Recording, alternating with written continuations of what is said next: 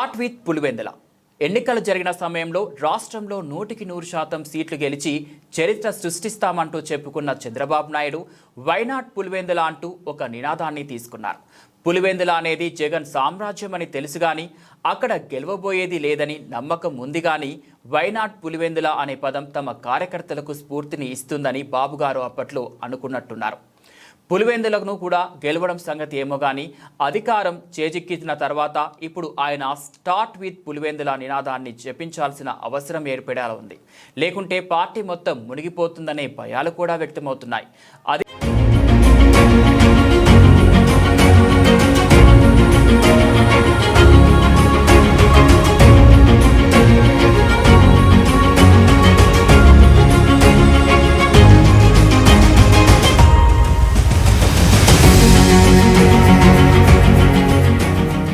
అధికారం దక్కిన తర్వాత ఎన్డీఏ కూటమి పార్టీల మధ్య రాష్ట్ర వ్యాప్తంగా అన్ని నియోజకవర్గాల్లో ఆధిపత్య పోరాటాలు నిత్యకృత్యమయ్యాయి.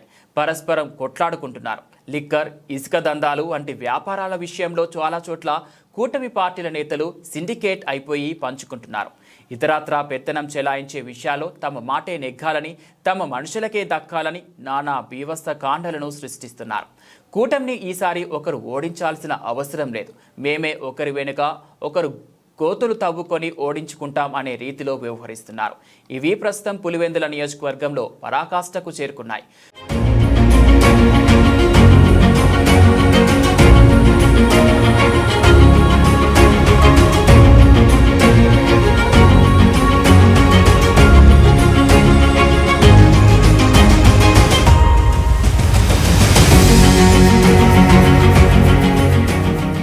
కూటమిని కాపాడుకోవాలంటే, కనీసం సొంత పార్టీని ముఠా కుమ్ములాటల నుంచి కాపాడుకోవాలంటే పులివెందులలోనే చంద్రబాబు స్టార్ట్ చేయాల్సిన పరిస్థితి. పులివెందులలో పార్టీకి టీకానా లేదు, కానీ తెలుగుదేశంలో ముఠాలు మాత్రం రాజ్యం ఏలుతున్నాయి. నియోజకవర్గంలో తమ పార్టీకి బలం లేకపోయినా సరే అనుచరుల మనసులో అన్ని వ్యవహారాల్లో అందినంత దోచుకోవాలనే వారి ఆతృత మాత్రం విపరీతం. ప్రధానంగా అక్కడ బీటెక్ రవి, రాంభూపాల్ రెడ్డి వర్గాల మధ్య పచ్చగడ్డి వేస్తే బగ్గుమనే పరిస్థితి. ఇప్పుడు ఇసుక టెండర్ల కోసం, రేషన్ డీలర్ దందాలను తమ అనుచరులకు ఇప్పించుకోవడం కోసం కొట్టుకుంటున్నారు.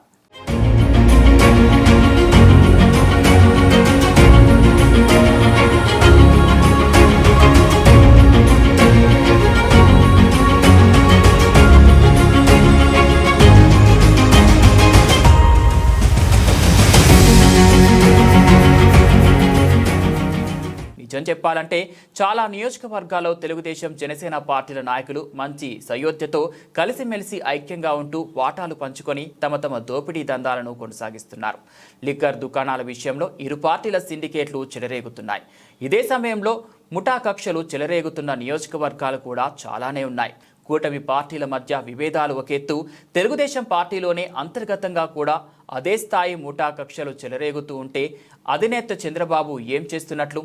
పార్టీని సమైక్యంగా బలంగా ఉంచుకోవాలంటే ఆయన తన నష్ట నివారణ చర్యలను పులివెందుల నుంచే ప్రారంభించాల్సి ఉంటుందని విశ్లేషకులు భావిస్తున్నారు.